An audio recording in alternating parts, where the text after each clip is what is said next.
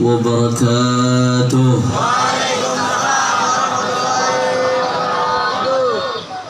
Alhamdulillah, alhamdulillahi rabbil alamin, wa bihi nasta'in ala umuri dunya wad din. Allahumma fasalli wa sallim wa barik wa karrim wa majjid wa azim ala sayyidina wa habibina wa syafi'ina wa nuri qulubina Muhammad الفاتح لما أغلق والخاتم لما سبق ناصر الحق بالحق والهادي إلى الصراط المستقيم وعلى آله وصحبه حق قدره ومقداره العظيم. Ya Fattah ya Alim, amma ba'd. Para alim ulama, para habaib, para asatid, para kiai, para sesepuh, para tokoh masyarakat, wabil khusus orang tua kita, panutan kita Fadilatul Habib Ahmad ibn Syihabuddin. Begitu pula tidak lupa guru kita pimpinan madrasah kampung pondok, yaitu Fadilatul Ustadz Al-Mujahid Kiai Haji Rashid. Tidak lupa guru kita Kiai Haji Fakhruddin Al-Bantani, dan guru kita panutan kita Muallim Kiai Haji Ubaidillah Hamdan. Semua para asatid, para kiai, para sesepuh, ketua DPW FPI Kota Tangerang Kiai Haji Hambali, semuanya yang tidak dapat saya sebutkan satu persatu tanpa mengurangi rasa hormat saya kepada beliau semua. Kita doakan mudah-mudahan habaib kita, ulama kita, kiai kita, Allah panjangkan umurnya. Kurang kencang aminnya. Amin. Amin. Allah sehatkan badannya, Allah lapangkan rezekinya, Allah berkahi kehidupannya. Amin ya Rabbal. Tidak lupa pula salam penghormatan kita sampaikan kepada segenap panitia penyelenggara dan semua yang telah memberikan sumbangsih untuk suksesnya acara pada pagi hari ini. Jazahumullahu khairal jaza. Mudah-mudahan semua mendapatkan ganjaran sebesar-besarnya dari Allah Subhanahu wa taala.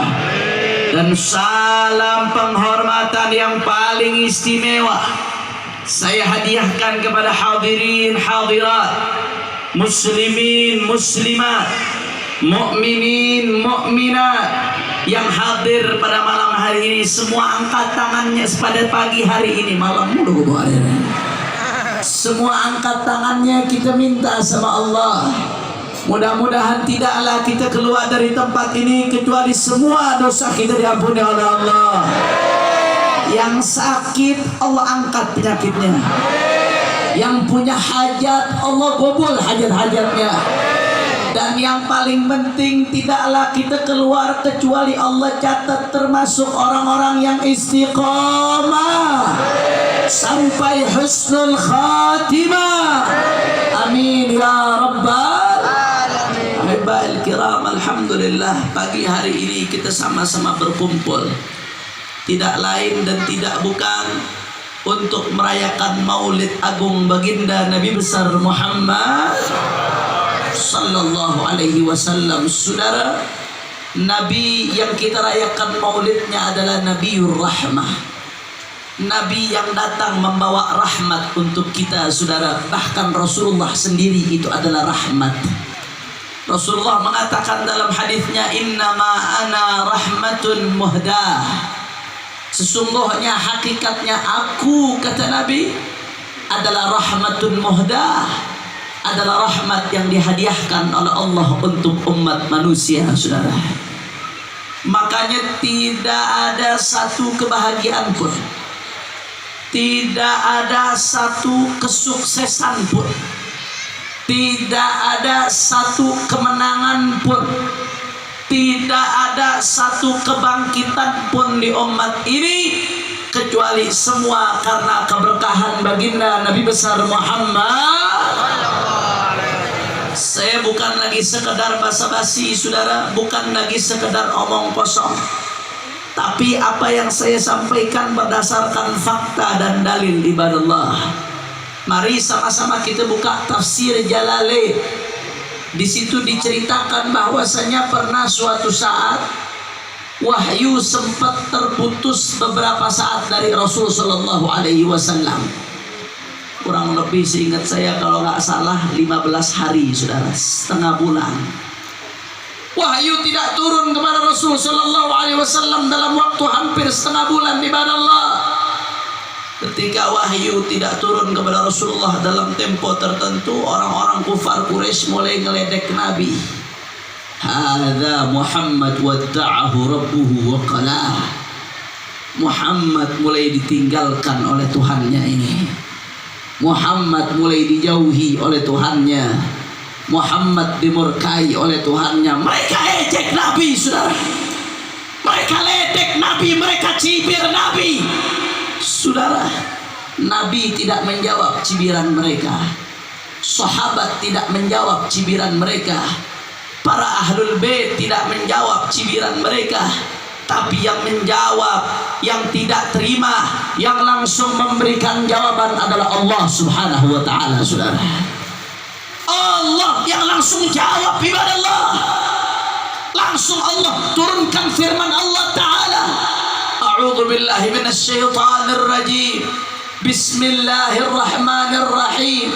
Wadduha wal laili idza ma wadda'aka rabbuka wa ma walal akhiratu khairul laka minal wala sawfa yu'tika rabbuka. Allah turunkan untuk menjawab, saudara. Wadduha, Allah bersumpah demi waktu duha, yang sekarang kita masih berada di waktu duha, saudara, hampir habis. Wal laili idza saja, ai idza ghattahu dhalam, dan demi malam ketika diselimuti kegelapan. Apa isi qasamnya, apa isi sumpahnya? Ma wadda'aka rabbuka wa ma qala.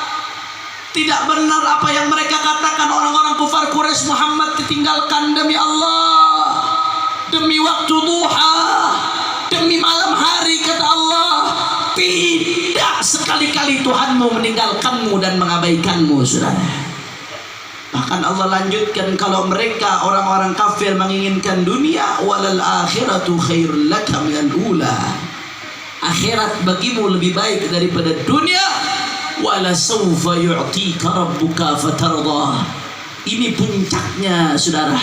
Bukan sekedar Allah jawab, tapi Allah berikan pemberian yang begitu agung. Dan Tuhanmu Allah Subhanahu wa ta'ala akan memberikan engkau sampai engkau ridha, saudara. Syekhu masyaikhina Al-Imam Al-Mufassir Al-Syekh Muhammad bin Ali As-Sabuni hafizahullah ta'ala wa ra'ah. Saudara, di dalam kitab tafsirnya Safwatut Tafasir, ketika menafsirkan ayat tadi, beliau mengutip satu hadis baginda sallallahu alaihi wasallam. Saudara, isi hadisnya bahwa suatu saat Rasul sallallahu alaihi wasallam mengangkat tangannya menangis mengatakan, ummati ummati, minta sama Allah supaya keadaan umatnya diperhatikan. Bagaimana solusinya umat ini supaya mereka selamat? Nabi Muhammad nangis, mengangkat tangannya, meneteskan air mata. Kita yang dipikirkan, saudara.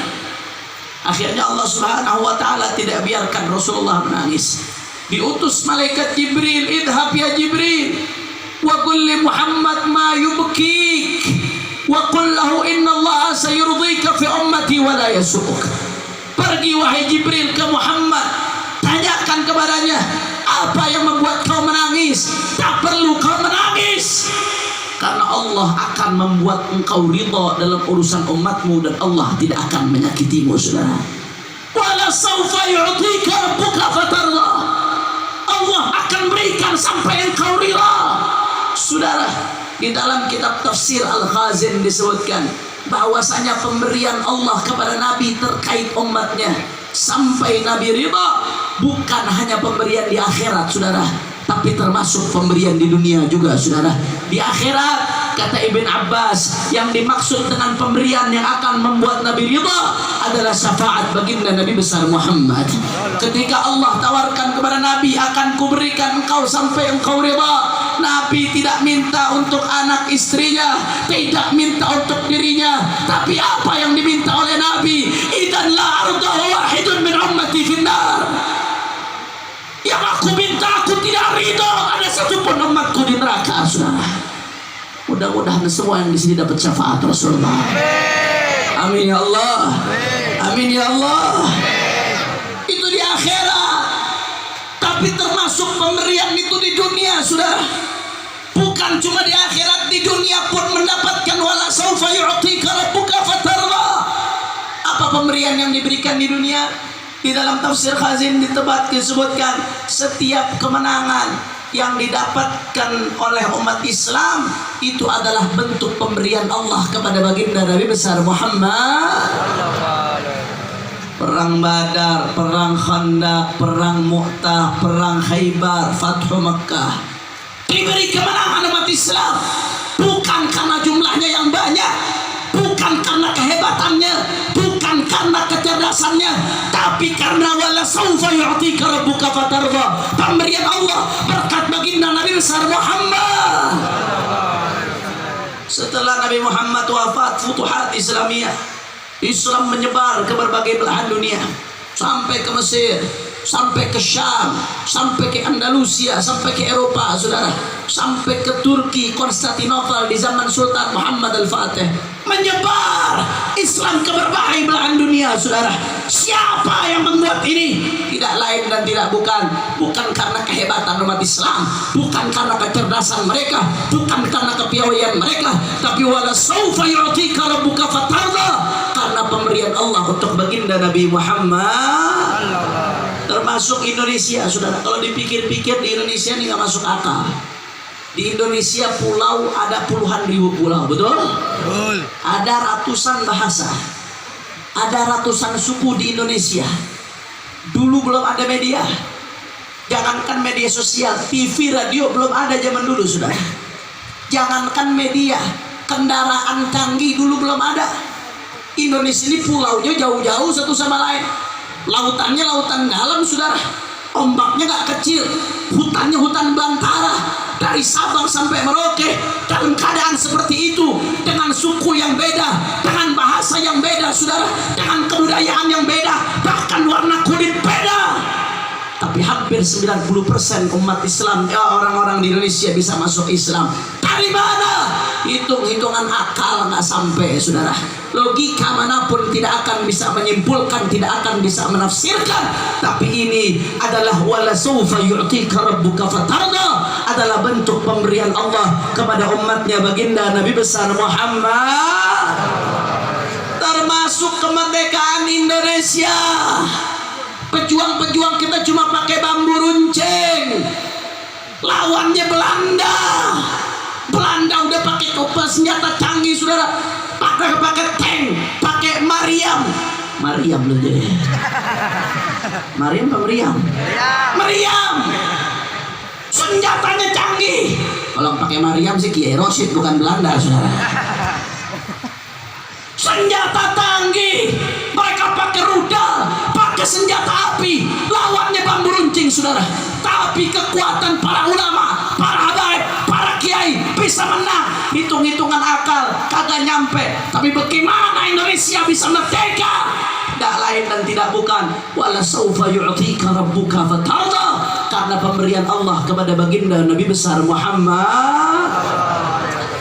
Makanya saya sakit hati luar biasa. Tahu-tahu ada nenek-nenek udah mau mati, saudara.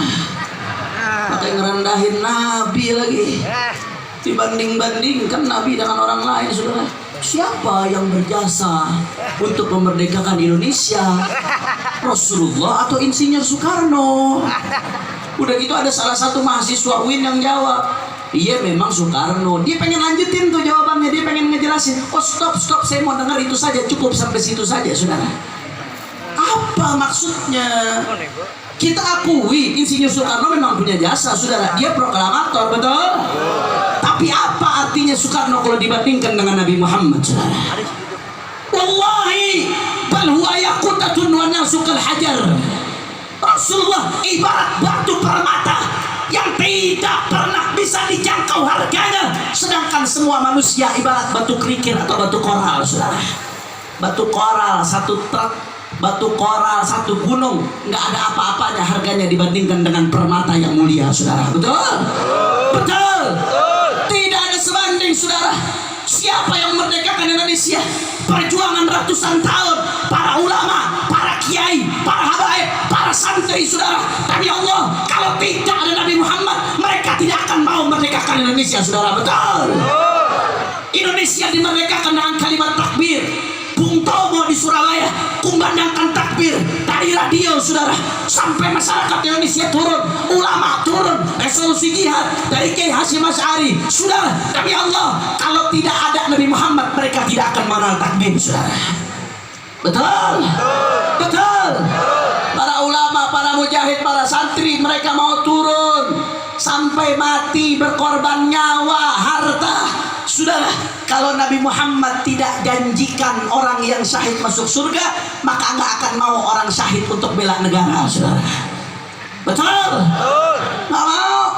Kalau cuma pemerintah yang janjiin surga, nggak mau, saudara. Apalagi Jokowi yang janjiin surga, saudara. Janji mobil SMK aja belum kelar, mau janji surga aja. Tapi kenapa kita mau bela negara sampai mati, saudara? Karena yang janjikan kita Nabi Muhammad, saudara. Demi Allah, catat baik-baik omongan saya. Demi Allah, kalau tidak ada Nabi Muhammad, Indonesia nggak akan pernah merdeka, saudara. Betul? Betul? Bahkan nggak sampai di situ. Kalau tidak ada Nabi Muhammad, kita tidak akan pernah ada. Indonesia tidak akan pernah ada. Laulaka ya Muhammad, ma khalaqtul aflak. Kalau bukan karena engkau wahai Muhammad, aku tidak akan pernah menciptakan semua alam semesta ini, saudara. Masya Allah, makanya kita dari Front Pembela Islam sudah laporkan, doakan, saudara. Kita sudah laporkan ke polisi, saudara. Nah, kita berharap ini bisa jalan, karena ini udah kurang ajar, udah terang-terangan, udah bukan ada unsur nggak kesengaja, nggak. Dia udah berkali-kali. Sebelumnya dia hina jilbab, betul? Habis itu dia hina apa lagi? Dia hina azan, saudara. Habis itu nangis-nangis, saya minta maaf kepada umat Islam. Kupikir kapoknya makin jadi, saudara. Nggak bisa, ini nggak bisa dibiarkan. Kalau yang begini dibiarkan, ini akan mengancam kebinekaan kita, saudara. Betul? Ini akan mengancam keutuhan NKRI, saudara. Betul? Inilah musuh Pancasila yang sebenarnya, karena bertentangan dengan nilai-nilai ketuhanan yang Maha Esa, saudara. Betul? Nggak bisa dibiarkan. Kita sudah laporkan, saudara. Kita minta supaya laporan ini diproses, ibadah Allah. Enggak, umat Islam kalau dirinya yang dihina, umat Islam sabar. Tapi kalau Rasulullah yang dihina, tidak ada kata sabar bagi umat Islam, saudara. Betul? Betul? Makanya saudara, saya pengen kutip satu cerita dari kitab Ad-Durarul Kaminah fi A'yan Al-Mi'ah Al-Thaminah, karya Al-Imam Al-Hafidh Ibn Hajar Al-Asqalani. Al-Hafidh Ibn Hajar Al-Asqalani ini adalah Amirul Mu'minin fi ilmi al-hadith. Kalau udah Hafidh Ibn Hajar yang ngutip satu riwayat, ambil, tenang, nggak usah ragu. Idza qala hadami fasaddiquhu fa innal qawla ma qalahu hadami. Kalau udah ahlinya yang bicara, ambil, saudara. Al-Hafidh Ibn Hajar meriwayatkan dalam kitabnya Ad-Durarul Kaminah. Apa yang diriwayatkan oleh Al-Hafidh Ibn Hajar? Pernah di suatu zaman ada kerajaan Mongol. Kebetulan kerajaan Mongol ini rajanya kafir, saudara. Dan mayoritas masyarakatnya non-muslim. Singkat cerita, Raja Mongol ini, kata Hafidh Ibn Hajar, ya'qidul hafl, bikin haflah, bikin acara. Acara yang dia buat dihadiri oleh puluhan ribu umat Islam, puluhan ribu rakyatnya, saudara. Singkat cerita, begitu acara dimulai, salah satu petinggi kerajaan Mongol berdiri menyampaikan pidato. Apa isi pidatonya, saudara? Isi pidatonya caci maki Nabi Muhammad, saudara. Dia caci maki Nabi, dia hina Nabi, dia rendahkan Nabi, saudara. Luar biasa. Kebetulan di pojok dekat situ ada anjing, kalbus said, anjing yang dipakai buat berburu. Anjingnya diikat. Tapi begitu ini orang nyaci maki Nabi, berontak ini anjing, marah ini anjing, sampai lepas dari ikatannya, si penghina Nabi ditomprok, saudara. Akhirnya dipisahin sama orang-orang yang ada di situ, berhasil dipisahin. Setelah dipisahin, diselamatkan nih orang. Ada yang negor, lu sih nyaci maki Nabi. Anjingnya jadi marah tuh. Tuh anjing nggak terima lo nyaci maki Nabi.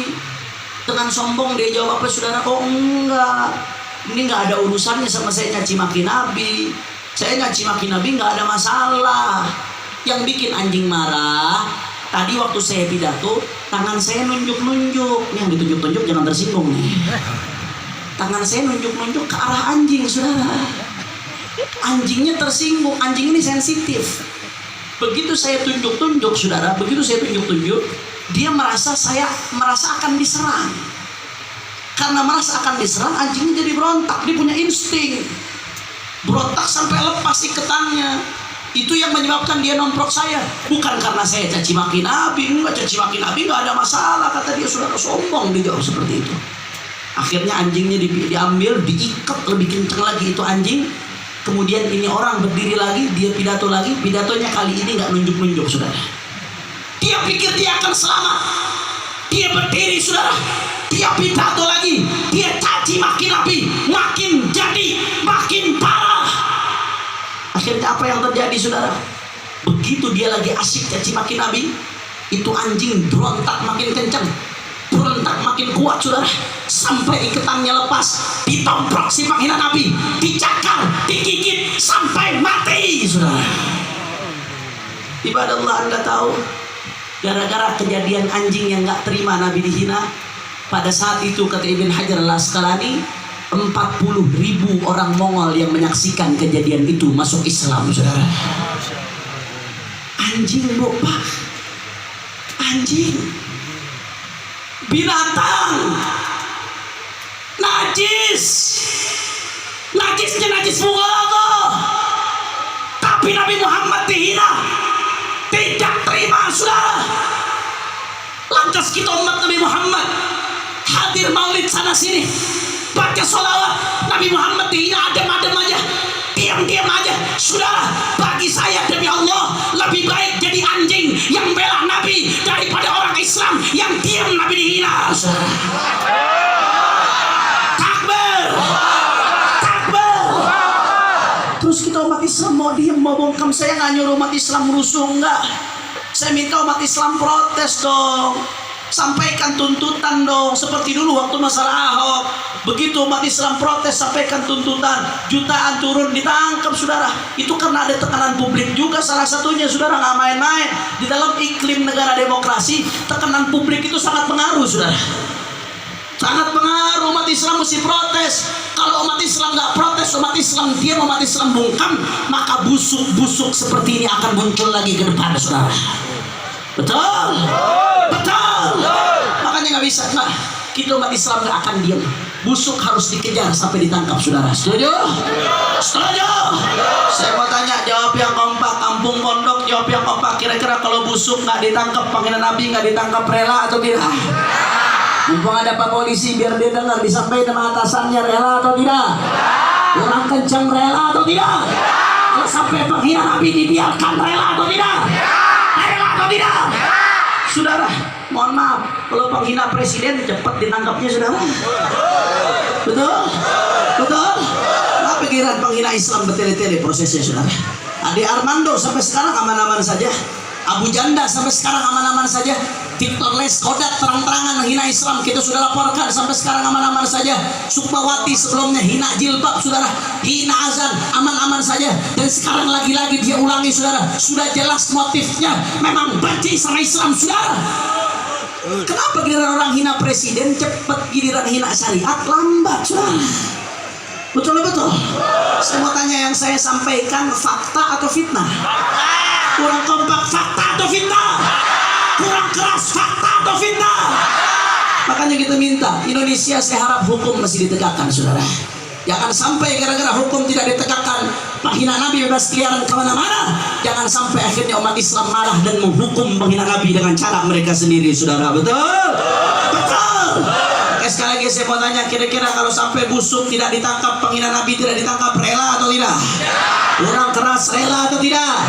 Itu atau tidak? Tangkap, tangkap, tangkap si busuk, tangkap si busuk. Sekarang juga Kurang tangkap, tangkap si busuk. tangkap si busuk. Sekarang juga Lagi tangkap, tangkap si busuk. tangkap si busuk. Sekarang juga Lagi tangkap, tangkap si busuk. tangkap si busuk. Sekarang juga Sekali lagi saya mau tanya umat Islam, kalau sampai penghina Nabi tidak ditangkap, rela atau tidak? Siap jebloskan penghina Nabi ke penjara? Siap hukum mereka seberat-beratnya? Semua umat Islam angkat tangannya, takbir! Takbir! Takbir! Sallu ala Nabi. Saudara, umat Islam ini cinta damai, nggak demen ribut, betul? Umat Islam ini ibaratnya seperti lebah. Lebah itu di mana dia hinggap, di situ diberikan kebaikan. Nggak ada tangkai bunga yang patah gara-gara dihinggapi lebah, saudara. Lebah nggak pernah merusak bunga. Bahkan yang keluar dari lebah itu madu, madu sehat, madu bergizi, madu mahal, madu obat, saudara. Keluar dari lebah. Tapi jangan coba-coba kau ganggu lebah, saudara. Kau ganggu lebah, kau akan diantuk, dikejar walaupun kau lari ke lubang tikus, saudara. Betul? Begitu juga umat Islam. Umat Islam andai kata dihina pribadinya, Nabi ajarkan kita sabar. Kau caci maki saya Hanif al-Attas, saya gak akan balas, saudara, karena itu yang diajarkan Nabi saya. Kau injak muka saya, silahkan. Kau ludahi muka saya, silahkan, saudara.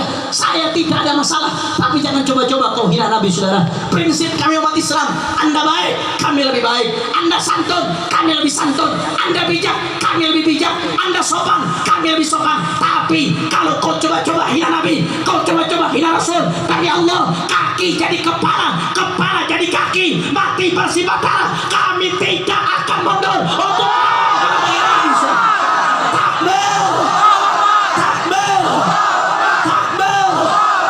saya mau tanya, siap bela Rasulullah, siap bela kehormatan Rasulullah, siap perjuangkan kehormatan Rasulullah, siap agungkan Rasulullah, siap seret menghina Rasulullah. Nanti di penjara, masa bodoh, masa bodoh, nanti ditangkap, nanti digorok, nanti dibuang ke laut. Maju terus, yakin, betul. Semua angkat tangannya, Allahu Akbar, Allahu Akbar, Allahu Akbar. Sallu ala Nabi. Yang teriak nggak takut paling kencang, begitu mau ditangkap larinya paling kencang, saudara. Masya Allah, kita nggak ngajarin melanggar hukum, asalkan hukum ditegak. Ketika hukum tidak betul-betul ditegakkan, di situ kehancuran akan datang, saudara. Betul? Ketika penghina Nabi dibiarkan, maka ini akan merusak kebinekaan, merusak keutuhan NKRI, dan ini akan merusak makna dari Pancasila. Na'udzubillah min.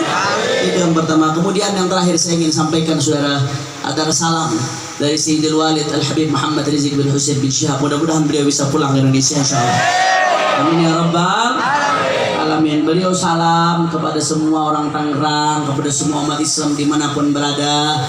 Beliau mengundang, beliau langsung yang mengundang Anda semua untuk sama-sama hadir di acara Maulid Agung, Maulid Akbar, kemudian Munajat Akbar, sekaligus reuni Akbar 21 yang insya Allah akan diselenggarakan pada tanggal 2 Desember hari Senin. Mulai dari tahajud berjamaah jam 3 udah mulai kita tahajud, kita ketuk pintu rahmat Allah supaya umat diberikan kemenangan, Indonesia dijaga keutuhannya, saudara. Lanjut tahajud berjamaah, lanjut sholat subuh berjamaah, habis itu lanjut istighatsah. Setelah itu kita lanjut sama-sama jutaan umat Islam kita bacakan dan lantunkan Maulid Agung baginda Nabi besar Muhammad. Kita persembahkan miliaran sholawat, saudara. Untuk apa? Supaya Indonesia dihujanin rahmat, Indonesia aman, damai, tenteram, insya Allah. Setelah itu lanjut pidato imam besar dan dilanjutkan tausiah agama dari para ulama-ulama dan para dai yang hadir, insya Allah. Jam 9 teng udah kelar, udah ditutup. Kira-kira siap hadir atau tidak? Di mana acaranya, di mana? Orang kompak di mana acaranya? Saya kasih tahu kemarin ada satu dari Kalimantan Timur. Udah jalan ke Jakarta dari seminggu yang lalu, mau hadir 212 dari Kalimantan Timur naik sepeda, saudara. Dari Kalimantan Timur dia lewat Kalimantan Tengah, lewat Kalimantan Selatan, naik kapal dari Kalimantan Selatan, terus dia ke Semarang, naik kapal itu dari Semarang terus lanjut naik sepeda sampai ke Jakarta. Dari Kalimantan Timur naik sepeda hadir 212, orang Tangerang tinggal keliting sampai kagak hadir, saudara. Adanya Sincan. Masya Allah, kira-kira siapa hadir atau tidak? Orang Tangerang mah kalau nggak hadir sungguh terlalu, betul? Masya Allah, makanya nih hari ini nih pagi nih saya lantik semua yang hadir di sini. Bukan lagi sekedar tamu, Kiai Rosyid. Ini yang di sini bukan tamu, tapi orang pondok, kampung pondok semuanya jadi panitia, saudara. Setuju? Pagi ini resmi nih langsung kita lantik. Tugas dimulai sekarang. Panitia bagian apa, Beb? Panitia bagian pengumuman, saudara. Setuju? Setuju? Lah iya kan bisa semuanya jadi panitia bagian pengumuman. Ulang dari mari pakai handphonenya, Instagramnya, Twitternya, Whatsappnya. Orangnya nggak bisa keluar ketika di imigrasi sampai 3 kali. Saya kemarin hampir 3 bulan nemenin beliau musim haji. Saya tahu betul, saudara. Beliau begitu dicekal seperti itu, beliau datang ke kantor intelijen Saudi Arabia. Saya dicekal. Saudi ini biasanya kalau orang ada masalah bukan dicekal, dideportasi. Itu Saudi paling banyak orang dideportasi di sana tuh. Tapi ini dicekal, beliau datang. Saya ini dicekal, salah saya apa? Salah saya apa saya dicekal? Saya ada pelanggaran. Saya melanggar sistem yang ada, saya melanggar pidana, melanggar perdata. Apa masalah saya? Ditanya, saudara. Tunjukkan apa masalah saya. Saya bertanggung jawabkan kalau memang saya ada masalah. Ini beliau sendiri yang cerita detail, saudara. Kata mereka, ente nggak ada masalah di sini. Ente semua resmi, dokumen ente resmi, izin tinggal ente resmi. Ente nggak ada masalah. Terus kenapa anda dicekal? Ya karena ada intelijen dari negara ente yang minta supaya ente dicekal, saudara. Masya Allah, cuman masalahnya sampai sekarang malingnya nggak mau ngaku, saudara. Kalau maling ngaku kan penjara rame. Betul. Itu fakta yang beliau sampaikan, beliau ngadepin langsung kok. Saya dengar langsung dari beliau, saudara. Saksi-saksinya ada kok, saudara. Ada apa ini? Kok ada yang berani intelijen busuk ini, saudara, mendolimi ulama, mendolimi habaib, saudara. Apa yang mau dia cari itu apa? Apa yang mau dia cari? Nyari jabatan, nyari uang. Berapa tahun sih jabatannya? Apa bisa tuh duit buat beli AC di kuburan, saudara? Nyari apa? Mau golimi ulama, golimi habaib, nyari apa? Sebentar lagi kau akan mati. Jangan sombong. Kau akan ngemis-ngemis syafaat dari datuknya para habaib, saudara. Demi Allah, kalau tidak ada syafaat dari Muhammad mungkin kita nggak akan selamat, saudara. Betul. Kita ini dosa udah banyak, amal ibadah dikit. Yang kita harap syafaat Nabi Muhammad. Terus mau zalimin ulama, pewaris Nabi. Terus mau zalimin habaib, anak cucu Nabi, saudara. Mau nyari syafaat dari siapa? Makanya kita doakan mudah-mudahan orang-orang yang zalim ini dapat hidayah, insyaallah. Amin ya Allah. Amin ya Allah. Kalau memang Allah udah tulis di Lauhil Mahfuz nggak bakal dapat hidayah, mudah-mudahan dihancurin sama Allah. Amin ya Allah. Amin ya Allah. Saya mau tanya, makanya pesan dari Imam Besar Habib Rizik Syihab, beliau hadir atau tidak hadir, beliau bisa pulang atau tidak bisa pulang, umat Islam tetap harus berkumpul, saudara. Umat Islam harus tunjukkan mereka tetap kompak, mereka tetap bersatu, mereka tidak bisa digoyahkan dengan apapun, saudara. Umat Islam tetap harus tunjukkan mereka kompak dan bersatu di bawah komando ulama. Makanya saya tanya umat Islam, siap putihkan 212? Orang kompak siap siarkan 212? Siap bahagiakan hati Nabi? Siap kita bacakan Maulid Akbar? Semua angkat tangannya, takbir, takbir. Sallu ala Nabi. Terakhir kita baca sholawat Badar dengan niat mudah-mudahan berkat Rasulullah dan Ahlul Badar yang punya hajat Allah kabul hajatnya, yang sakit Allah angkat penyakitnya, Allah sehatkan badannya, semua yang hadir dilapangkan rezekinya, diberkahi kehidupannya, dan mudah-mudahan ulama kita dijaga oleh Allah. Kampung pondok diberkahi oleh Allah, dijadikan madrasah yang bisa menggembirakan hati Nabi Muhammad, madrasah yang menjadi tempat mendidik anak-anak kita jadi orang-orang yang dibanggakan Nabi Muhammad. Amin ya Allah. Mudah-mudahan Kiai Rashid, Mu'allim Ubaid, Kiai Fakhruddin, Habib Ahmad, semua ulama-ulama kita Allah kasih panjang umur, sehat wal afiyah, fi taatillah. Amin ya rabbal